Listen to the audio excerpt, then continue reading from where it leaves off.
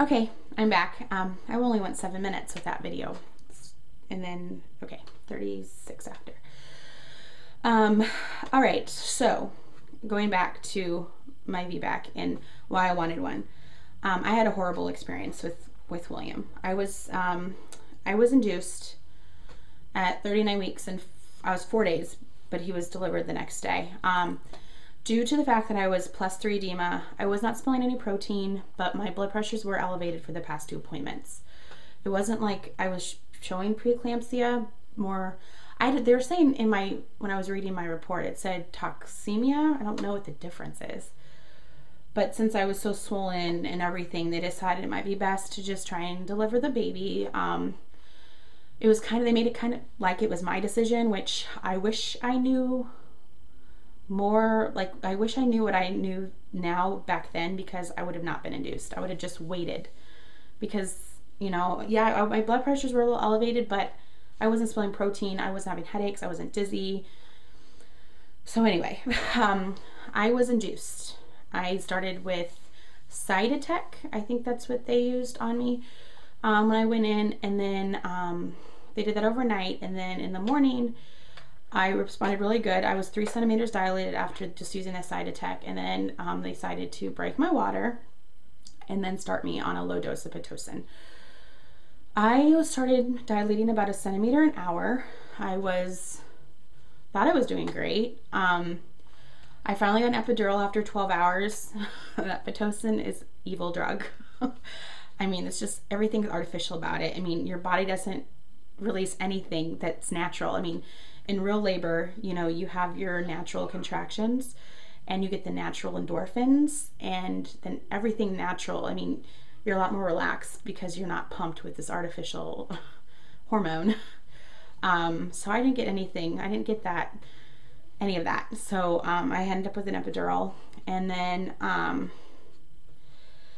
finally around 6:30, the nurse comes in to check me. I'm still at a 7, which I was for the previous hour. So and then she noticed in my because I had to be catheterized. I think, is that a word? They had to give me a catheter, and so she checked my bag and I had blood in it. So she was thinking that William was posterior, and that's why, you know, maybe that was why, maybe he didn't want to, he was just positioned wrong. So anyway, they come in around 8:30 and they take my temperature, and it turns out I'm running a fever. So I guess my doctor decided to come over after the office hours just so he could be with, because he knew that I was his patient, and he just was at the hospital. So they paged my doctor to come in, and he checked me again, and I was still at about between a 7 and 8. So I have not progressed since 6 p.m. And with the fever, and they just thought, you know, it's time we need to get this baby out, which was a good thing, because he was delivered with a fever as well. And he also had breathing issues at birth. He had a double pneumothorax in both lungs, which are like little air sacs. And they were thinking they'd have to chest tube him to release the air, which that was worst case scenario, and he didn't have to do that. So anyway, that was all before. So as I was getting wheeled in for my C-section, I was nervous. And here's my little guy now. Yeah. Let me play on the chair, Mommy. Okay, play in the chair. And so they gave me a spinal on top of my epidural, because by 6 p.m. that night, it was wearing off, and I could feel every contraction, and I didn't want them to give me any more, because I wanted to be able to push and feel. And so they decided to give me a spinal, and then like 2 minutes after that, they're trying to lay me down, and I'm like, I cannot breathe. I have this sensation of like, I can't take a deep breath, and I'm screaming and crying, and they're like, Lena, you know, you can breathe. If you couldn't breathe, you would not be able to do any of that. So I'm like, I need oxygen. And they gave me like a cannula. I don't know if I pronounced that right. A cannula, which are the things in your nose. Hold on, Bubba. Yeah. William is infatuated with my big baby belly. So I'm like, no, because it kept falling out. I'm like, just give me the damn mask. That's what I said to him. So with me being anxious and everything, that was the only thing that bugged me, was the not breathing situation. The tugging and pulling to get him out didn't bother me at all. And then as soon as he was delivered, since with my previous anxiety attack that I had, which is kind of embarrassing, they gave me some drugs in my IV that made me feel like I was asleep, but I really wasn't. It's kind of like the same stuff they give you when you get your wisdom teeth out. So, yeah, so I had that.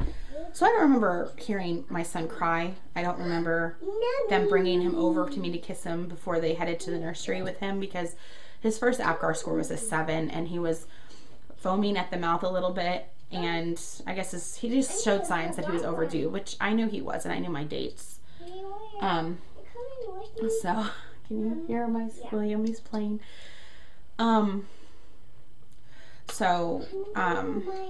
Yeah, I didn't get to see him or hold him or anything for 12 hours, and I was passing to my postpartum room after an hour of recovery.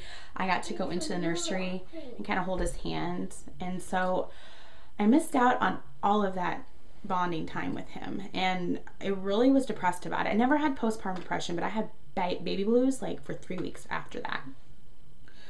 So anyway, I have like 3 minutes to wrap this up. So yeah, so I really wanted a vaginal delivery. I didn't want drugs. I wanted it to be as natural as possible, as much as they let me.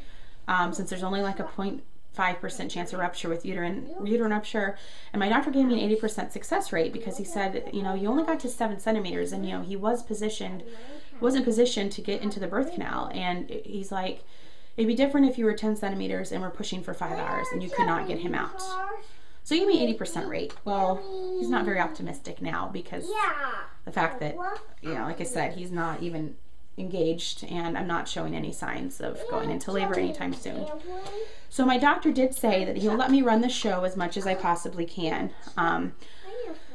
If everything's great with Patrick and I, which means I can't freak out, I have to stay relaxed and calm, and they'll let me run the show as much as I can. So they're hoping we can do the bare chest to chest while they're closing me up, and that he won't go to the nursery right away. There's really no reason to go into the nursery and bathe and all that. I mean, you know, I want to see him natural out of the womb. I don't want him all clean, because I didn't even get that with William.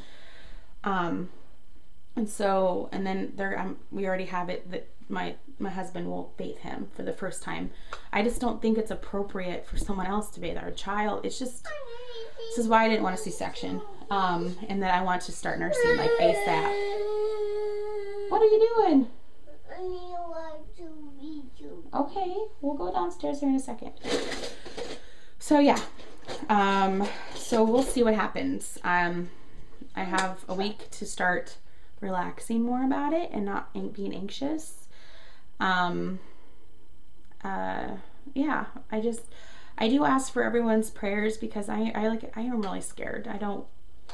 Surgery is surgery. There's risks involved, and the fact that ABC News just put out this huge long article on maternal rates, death after deliveries, and how it's so high, and C-section was like one of the #1 things, and I'm like, that's something I did not want to read. And it's kind of hard because I had like 10 people post on Facebook, and I'm like, are you kidding me? I'm like, why did I even read this? I mean, it was like a train wreck, and I'm like, I have to read it now. So I just ask for everyone's prayers, and I will probably do another video like after. I'll probably do one more, and then I'm hoping to shoot different diary updates from the hospital and upload them since it's free Wi-Fi. So I do ask for everyone's prayers. I go into surgery at 7:30 Eastern Standard Time on Friday, March 19th. Have to be there at 5:30 a.m., which is cool. And yeah, I'll go ahead and like I said, I'll do what's in my diaper bag video. I'll show you the nursery. I'll probably do those all in one, and then I'll do a hospital bag video, or yeah, what's in my hospital bag, which really isn't a lot, but anyway. All right, well, it was great catching up with you guys, and I will talk to you or see you or all later. And if you have any questions regarding my birthing experience prior, or the reason behind me wanting a VBAC, or any questions at all, I've researched and everything, so I'm pretty knowledgeable in this area. So if you have any questions, hit me up. Otherwise, I will see you later.